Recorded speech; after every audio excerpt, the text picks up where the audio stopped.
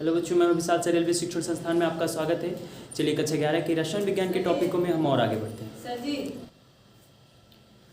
तो कक्षा 11 के रसायन विज्ञान के टॉपिकों में कुछ टॉपिकें हैं, एक दो हेडिंग हैं जो कुछ बच्चों को समझ में नहीं आई थी। एक बार अगेन हम उनको समझा रहे हैं, चर्चा कर रहे हैं उन पर। आप लोग ध्यान से समझने का प्रयास करें, ठीक है।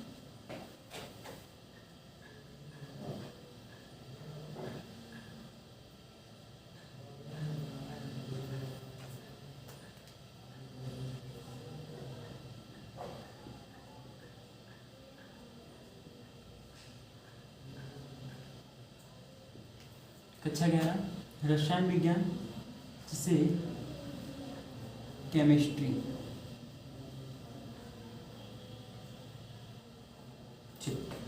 तो हम समझते हैं यहाँ पे कि एकल बॉन्ड क्या होता है, द्वि बॉन्ड क्या होता है, त्रिक बॉन्ड क्या होता है।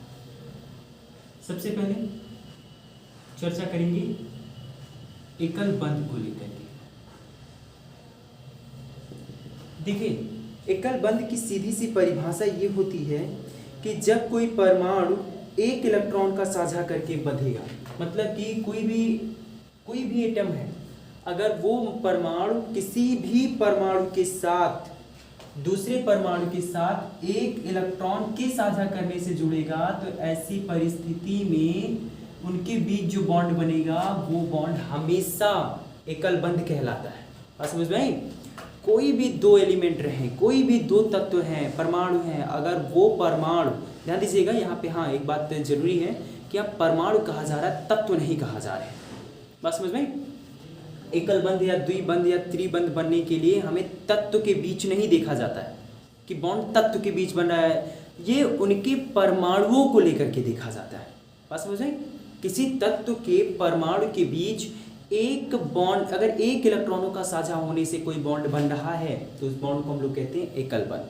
बात समझ में? उस बॉन्ड को हम लोग क्या कहते हैं? एकल बंध कहते हैं, सिंगल बॉन्ड कहते हैं। जरा इसका एक एग्जांपल देखिए, सिंगल बॉन्ड। देखो जरा पहले परिभाषा देखो। जब दो परमाणु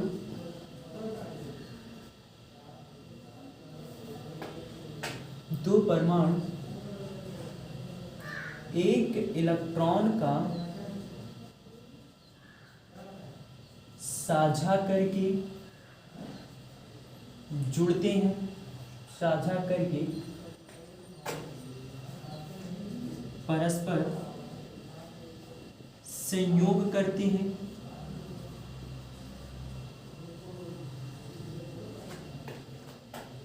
तो उनके मध्य बनने वाला बंध एकल बंध कहलाता है। एकल बंध कहलाता है। बस समझ में? मेरे कहने का ये मतलब है कि जब भी कोई दो परमाणु है, तो अगर वे दोनों परमाणु एक दूसरे के साथ केवल और केवल एक इलेक्ट्रॉन का साझा करेंगे। कितने इलेक्ट्रॉन का? केवल एक इलेक्ट्रॉन का। और केवल एक इलेक्ट्रॉन के साझा करने से उनके बीच जो बॉन्ड बनता है उन्हें हम लोग कहते हैं एकल बंध कहते हैं। जरा देखिए, उदाहरण के रूप में जैसे आप ले लिया हाइड्रोजन, आप एक हाइड्रोजन ले लो, और ये हाइड्रोजन दूसरे हाइड्रोजन के साथ अगर संयोगित होना चाह रहा है, जुड़ना चाह रहा है, तो जुड़ने के लिए उस हाइड्रोजन एलिमेंट को एक एक इलेक्ट्रॉन का अगर ये परित्याग करके दोनों लोग एक एक इलेक्ट्रॉन का अगर साझा करके, देखिए यहाँ पर ये दोनों के दोनों एक ही इलेक्ट्रॉन का साझा करके एक दूसरे से जुड़ेंगे। बात समझ में? और जब ये एक इलेक्ट्रॉन का साझा करके एक दूसरे से जुड़ेंगे, तो इस परिस्थिति में इनके बीच जो बॉन्ड बनेगा वो सिंगल बॉन्ड बनेगा। कौन सा बॉन्ड बनेगा? सिंगल बॉन्ड बनेगा। बात समझ में? इसी प्रकार से जैसे हमारा क्लोरीन हो जाता है, जरा देखिए, अगर एक क्लोरीन दूसरे क्लोरीन के साथ, जैसे ये क्लोरीन का एक परमाणु हो गया और ये क्लोरीन का दूसरा परमाणु हो गया, ये दोनों परमाणु एक दूसरे के साथ संयोगित हो रहे हैं, तो जरा देखिए, इनके पास 7 इलेक्ट्रॉन होगा, 2 2 4 2 6, एक यहाँ पे 7। इसके पास भी जो है 7 परमाणु होगा, 7 इलेक्ट्रॉन होगा, 2 2 4 2 6, इसे क्रॉस डिवाइड कर दीजिए, 1 2 3 4 5 6 7। दोनों जरा देखिए, एक क्लोरीन एक इलेक्ट्रॉन, दूसरा वाला क्लोरीन एक इलेक्ट्रॉन, दोनों एक एक इलेक्ट्रॉनों का साझा करने पर एक दूसरे से जुड़ पा रहे हैं, एक दूसरे से संबंधित हो पा रहे हैं। तो जब भी कोई एक एलिमेंट, उस एलिमेंट का एक परमाणु किसी दूसरे परमाणु के साथ केवल एक इलेक्ट्रॉन का साझा करे, कितने इलेक्ट्रॉन का? एक इलेक्ट्रॉन का साझा करे, तो एक इलेक्ट्रॉन के साझा करने से उनके बीच बनने वाले बॉन्ड को क्या कहा जाता है? हमेशा सिंगल बॉन्ड कहा जाता है, एकल बंध कहा जाता है। बात समझ में? अच्छा, एकल बंध में जो होता है, एकल बंध को केवल और केवल एक सीधी रेखा के द्वारा डिनोट किया जाता है, प्रदर्शित किया जाता है। बात समझ में? तो परिभाषा एकदम क्लियर है अभी कि जब दो परमाणु, ध्यान दीजिएगा, हम यहाँ तत्वों की बात नहीं कर रहे हैं, हम तत्वों के परमाणुओं को लेकर के कह रहे हैं। बात समझ में? तो जब भी कोई दो परमाणु एक दूसरे से किसी एक इलेक्ट्रॉन का साझा करके, जैसे यहाँ पे आप देख रहे हैं कि दो हाइड्रोजन है, दोनों हाइड्रोजन एक एक इलेक्ट्रॉनों का साझा करके एक दूसरे से जुड़ रहे हैं, तो यहाँ पे एक एक इलेक्ट्रॉनों का साझा करने से इन्हें आप इलेक्ट्रॉन युग्म भी कह सकते हो। क्या कह सकते हो? इलेक्ट्रॉन युग्म। तो एक इलेक्ट्रॉन के साझा करने से जब भी कोई एलिमेंट का एक परमाणु दूसरे परमाणु के साथ जुड़ पाएगा, तब उस परिस्थिति में वहां उनके बीच जुड़ने से जो बॉन्ड बनेगा वो बॉन्ड हमारा कहलाएगा एकल बॉन्ड। बात समझ में आई? ठीक है। इसके बाद दूसरा परिभाषा जरा देखिए।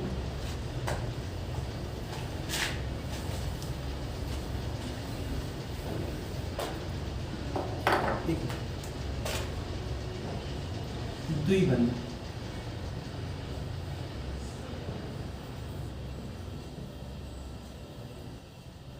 डबल बॉन्ड,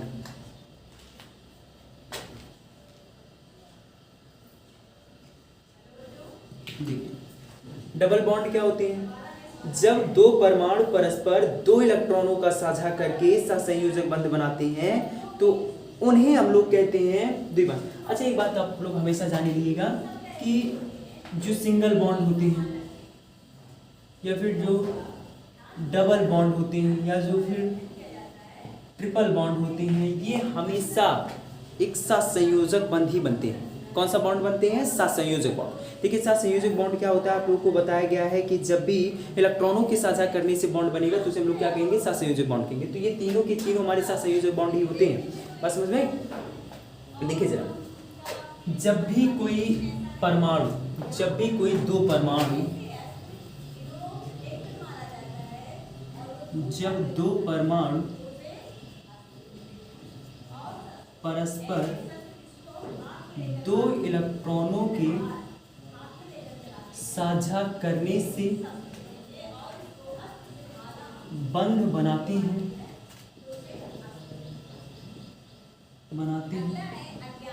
तो उसे द्विबंध कहा जाता है। ठीक है। परस्पर जब दो परमाणु एक दूसरे से दो इलेक्ट्रॉनों के साथ करने से कोई बॉन्ड बनाएंगे तो ऐसे कंडीशन में उनके बीच जो बॉन्ड बनेगा उसे हम लोग क्या कहेंगे? द्विबंध। और ये भी एक साथ संयोजक बंध होता है, सिंगल बॉन्ड भी एक साथ संयोजक बंध होता है, क्योंकि इलेक्ट्रॉन जितनी मात्रा में वो त्याग करके कोई भी बॉन्ड बना रहे हैं, अगर इलेक्ट्रॉनों का त्याग करके बॉन्ड बना रहे हैं तो ऐसी परिस्थिति में बनने वाला जो बंध होता है, जो बॉन्ड होता है, वो बॉन्ड हमेशा सहसंयोजक बॉन्ड होता है। बात समझ में? ठीक है।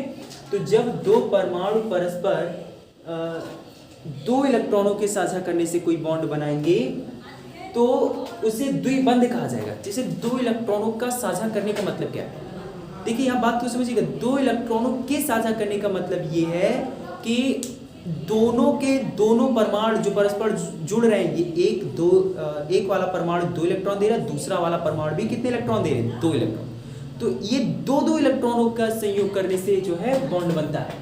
तो देखिए द्विबंध क्या होता है? जब परमाणु परस्पर दो इलेक्ट्रॉनों के साझा करने से कोई बंध बनाते हैं तो उसे हम लोग क्या कहते हैं? द्विबंध कहते हैं। और द्विबंध के जरा कुछ एग्जांपल देख लीजिए जरा सा। जैसे मान लीजिए कि ऑक्सीजन का कोई ये परमाणु, ऑक्सीजन जो होता है इसके पास कुल 6 इलेक्ट्रॉन होते हैं। ठीक है। अब ये 6 इलेक्ट्रॉन जो जरा देखिए, 1 2 3 4 5 6, और ये ऑक्सीजन दूसरे ऑक्सीजन परमाणु के साथ जुड़ना चाह रहा है, तो दूसरा वाला जो ऑक्सीजन है उसके पास भी तो 6 इलेक्ट्रॉन होगा। तो ये हो गया 1 2 3 4 5 6। अब ये देखिए जरा, ये दोनों जो है दो दो इलेक्ट्रॉनों का साझा करके एक दूसरे से बॉन्ड बना रहे हैं। अब दो दो इलेक्ट्रॉनों के साझा करने से इनके बीच जो बॉन्ड बनेगा इसे हम लोग कहेंगे डबल बॉन्ड। अब ये जरा देखिए, उन्हीं इलेक्ट्रॉनों को हम लोग यहाँ डबल बॉन्ड से इस रूप में दिखा देते हैं। बात समझ में?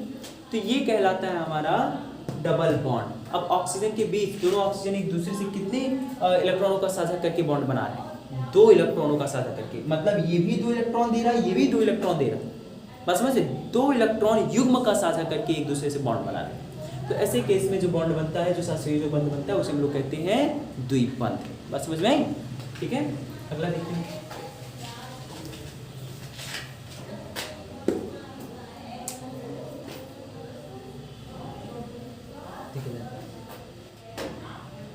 त्रिबंध।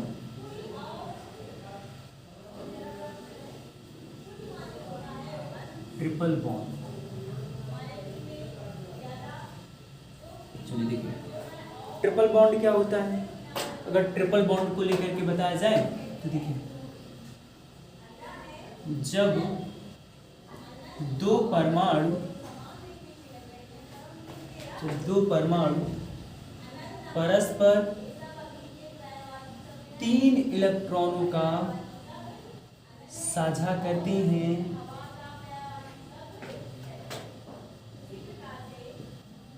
तो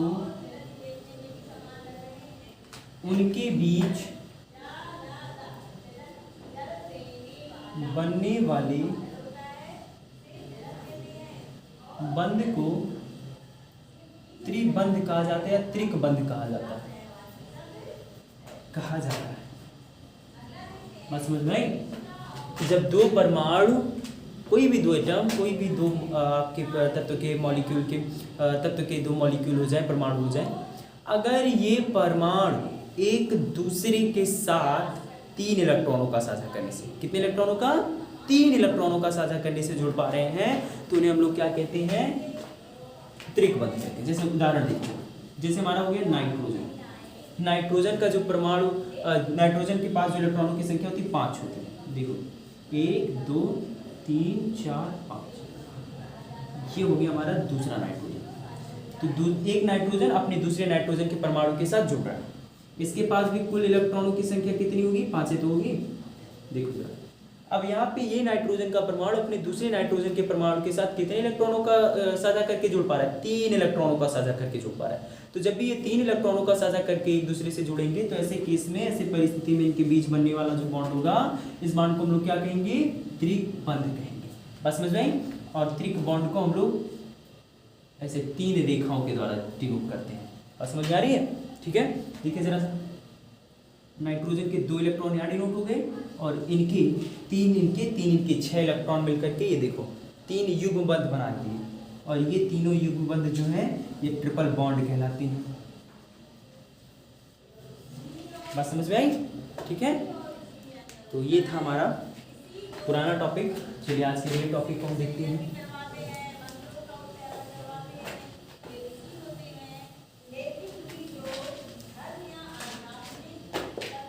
तो जैसे देखिए, हमने कल पढ़ा था सहसंयोजक यौगिक। सहसंयोजक यौगिक, कोवैलेंट कंपाउंड। तो कोवैलेंट कंपाउंड में मैंने आप लोगों को क्या बताया था कि वे यौगिक जिनके मॉलिक्यूल, जिनके अणु जो हैं एक दूसरे के साथ सहसंयोजक बॉन्ड बना करके जुड़े। ठीक, की परिभाषा मैंने बताई थी, वे यौगिक जिनके अणु परस्पर सहसंयोजक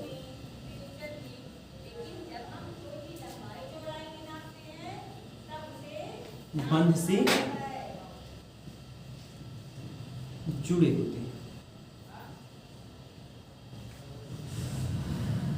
सहसंयोजक यौगिक कहलाते हैं। यौगिक कहलाते हैं। बात समझ रहे हैं? वे यौगिक जिनके अणु परस्पर सहसंयोजक बॉन्ड के द्वारा जुड़े होंगे उन्हें हम लोग क्या कहेंगे, सहसंयोजक यौगिक कहेंगे।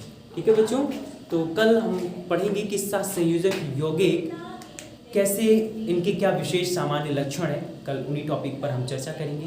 तो आज के लिए बस इतना ही।